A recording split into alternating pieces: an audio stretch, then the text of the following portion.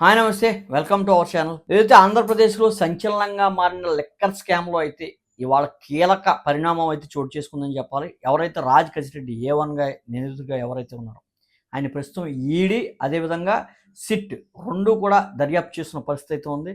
అందులో సంచలన విషయాలైతే వెలుగులోకి వచ్చాయి. సుమారు ఆయన్ను 7 గంటల పాటు 100 ప్రశ్నలకు పైగా చెప్పినా సరే మొదట్లో కాస్త నాకు సంబంధం లేదు, నాకు సంబంధం లేని దాంట్లోకి ఎందుకు నన్ను ఈ రకంగా క్వెషన్స్ అడుగుతున్నారంటూ కూడా సమాధానం ఇచ్చినట్టు, అదే కొన్ని ఆధారాలు, ఆర్థిక లావాదేవీలు ఏ విధంగా వెళ్ళాయో, ఏ విధంగా మారాయో అయన్నీ కూడా కొన్ని ఆధారాలు చూపించడంతో ఆయన నోరు విప్పినట్టుగా అయితే మనకి ప్రాథమికంగా సమాచారం అందుతోంది, కీలక సమాచారం. అదేవిధంగా ఈ ఎవరైతే ఇదంతా కూడా నడిపించింది ఎవరు? పాత్రధారులు వీళ్ళైనా సరే సూత్రధారి ఎవరనేది గత కొంత కాలం నుంచి కూడా ఆ ప్రశ్న అయితే ఉత్పన్నం అవుతూనే ఉంది. ఇందులో ప్రధాన పాత్రధారి ఎవరు అంటూ కూడా తాడేపల్లి ప్యాలెస్ దాకా వెళ్తుందా?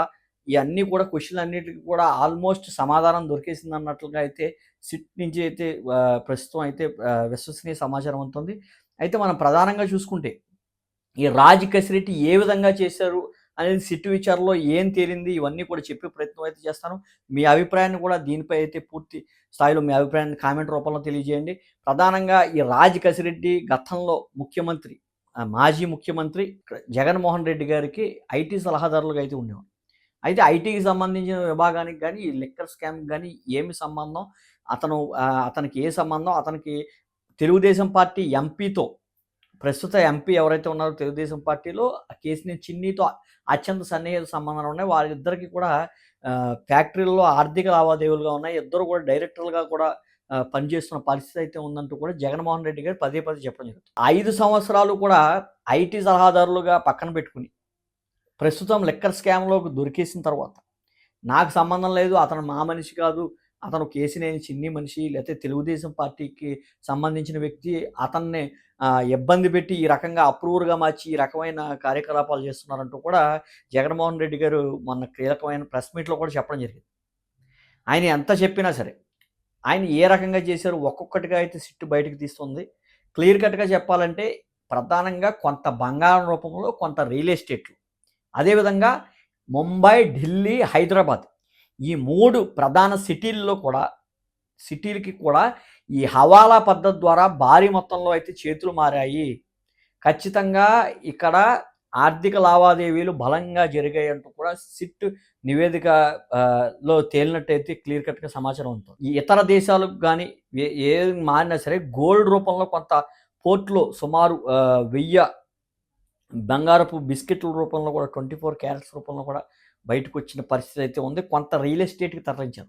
ఏ రియల్ ఎస్టేట్ కంపెనీలకి ఇచ్చారు, దాంట్లో పెట్టుబడులు పెట్టారు, ఇవన్నీ కూడా పూర్తి స్థాయిలో అయితే విచారణ జరుపుతున్నారు. అయితే ప్రస్తుతం తాడేపల్లి ప్యాలెస్‌కు సెగ తగులుతోందా అని అంటే కనుక ఖచ్చితంగా తగులుతోంది.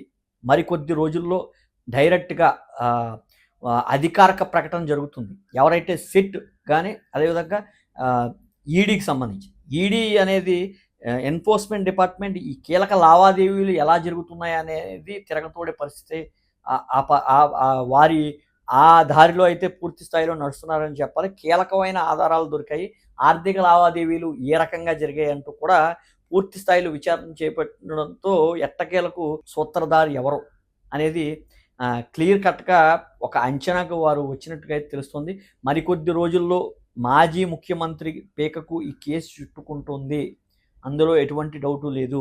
ఇది హవాలా పద్ధతి ద్వారా ముంబై, ఢిల్లీ, అదేవిధంగా హైదరాబాద్‌కి సంబంధించిన ఈ ప్రధాన నగరాలు, ఇండియాలోనే ప్రధాన నగరాలైనటువంటి ఈ 3 నగరాలకి కూడా హవాలా పద్ధతిలో ఇతర దేశాల నుంచి భారీ స్థాయిలో ముడుపులు వచ్చాయి. ఇక్కడ హవాలా పద్ధతి జరిగింది అంటూ కూడా ఈడీకి సంబంధించినవి చెప్పండి. ఎవరైతే రాజ్ కసిరెడ్డి ఉన్నారో ఆయన ముంబైలో ఈ రకమైన విచారణలో అయితే కొన్ని అంశాలైతే బయటపెట్టినట్టుగా అయితే సమాచారం ఉంటుంది. ఏది ఏమైనా సరే ఈ లిక్కర్ స్కామ్ గత కొద్ది రోజులుగా జగన్ గారిని అరెస్ట్ చేస్తారు, జగన్ గారిని జగన్ గారు అలా చేస్తున్నారు, ఇలా చేస్తున్నారు అని పదే పదే పుంకాలుగా అటు వార్తాపత్రికల్లో గానీ, ఇటు సామాజిక మాధ్యమాల్లో గానీ పూర్తి స్థాయిలో వస్తున్నప్పటికీ కూడా జగన్మోహన్ రెడ్డి ఖచ్చితంగా ఇక్కడ ఉన్నారు అనేది కీలక ఆధారం అయితే ప్రస్తుతానికైతే మొన్నటిదాకా అయితే లభ్యం కాల. అయితే ఈ విచారణలో జగన్మోహన్ రెడ్డి పేరు వచ్చింది, లా ఈ దీనికి పూర్తి స్థాయిలో పాత్రధారి ఎవరనేది క్లియర్ కట్‌గా ఒక అంచనాకు వచ్చారు అంటూ కూడా సమాచారం అందుతోంది. అధికారిక ప్రకటన చేయలేదు కాబట్టి ప్రస్తుతానికి అది మనం క్లియర్ కట్‌గా ఎవరనేది చెప్పకపోయినప్పటికీ కూడా తాడేపల్లి ప్యాలెస్ చుట్టూరానే ఈ లిక్కర్ స్కామ్ అనేది తిరుగుతుందనైతే పూర్తి స్థాయిలో చెప్పొచ్చు. మనం చూసుకుంటే ఇది దేశంలోనే అతిపెద్ద భారీ స్కామ్. 32,000,00,00,000 32,000,00,00,000 సారీ క్షమించాలి. 32,000,00,00,000 ఈ చేతులు మారిన పరిస్థితి. గతంలో ఢిల్లీ లిక్కర్ స్కామ్ చూసాం. ఢిల్లీ లిక్కర్ స్కామ్ కేవలం 580,00,00,000 మాత్రమే. అందులో ఈ స్థాయిలో అయితే ఎక్కడ కూడా లావాదేవీలు గాని, అటు ఈ స్థాయిలో అయితే జరగవు. ప్రధానంగా ఇది డిస్టిలర్ల నుంచి ఎవరైతే డిస్టిలర్ల నుంచి డైరెక్ట్ రిటైల్ అమ్మకాల్లో కూడా వీరు ఒక కంపెనీని ఓపెన్ చేసి డైరెక్ట్‌గా వాళ్ళే మ్యానుఫ్యాక్చరింగ్‌కి సంబంధించి చేసి కూడా ఒక కంపెనీతో డైరెక్ట్ రిటైల్ వ్యవహారం చేశారు. భారీగా కూడబెట్టుకున్నారనైతే ప్రస్తుతం ఈ స్కామ్‌లో అయితే బయటపడుతున్న పరిస్థితి. మీ అభిప్రాయాన్ని కూడా తెలియజేయండి. అదేవిధంగా ఎంత నేను చెయ్యలేదు అని చెప్పినా సరే, నాకే సంబంధం లేదని చెప్పినా సరే, రకరకాల కంపెనీలు ఇప్పుడొస్తున్నాయని చెప్పినా సరే, ఇక్కడ క్లియర్ కట్‌గా గత మాజీ సీఎం ఎవరైతే జగన్మోహన్ రెడ్డి గారు ఉన్నారో, వారికి అత్యంత సన్నిహితులైనటువంటి వ్యక్తులందరినీ కూడా ఇప్పటికే అరెస్ట్ చేసిన పరిస్థితి ఉంది. అటు ధనంజయ రెడ్డి కానివ్వండి, కృష్ణమోహన్ రెడ్డి కానివ్వండి, ఈ రాజ్ కసిరెడ్డి కానివ్వండి, బాలాజీ గోవిందప్ప, భారతీయ సిమెంట్ డైరెక్టర్ కానివ్వండి, వీళ్ళందరూ కూడా ఆయనకి అత్యంత సన్నిహితంగా 5 సంవత్సరాలు మెలిగి ఇప్పుడు లిక్కర్ స్కామ్‌లో పేర్లు బయటపడి అరెస్టులు అవుతుంటే నాకేమీ సంబంధం లేదు. సహజంగా నాకేమీ సంబంధం లేదు అన్నప్పటికీ కూడా వస్తున్న సాక్ష్యాధారాలను బట్టి కూడా మనం నమ్మాల్సిన పరిస్థితి ఉంది. ఖచ్చితంగా ఆంధ్రప్రదేశ్‌లో భారీ స్థాయిలో లిక్కర్ స్కామ్ జరిగింది. అందులో నో డౌట్. మీ అభిప్రాయాన్ని కూడా కామెంట్ చేయండి. Thank you.